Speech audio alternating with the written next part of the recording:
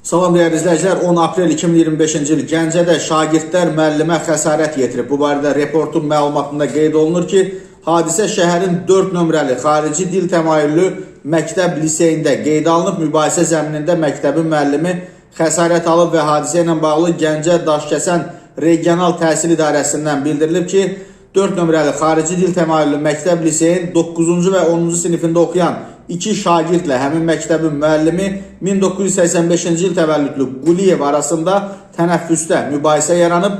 Dəhlizdə şagirdlərin uyğunsuz davranışlarına görə müəllimin onlara irad bildirməsi səbəbindən şagirdlər ona fiziki təzyiq göstəriblər. Nəticədə xəsarət alan müəllim tibbi yardım üçün müraciət edib. Məktəb rəhbərliyi tərəfindən məsələyə dərhal müdaxilə edilib.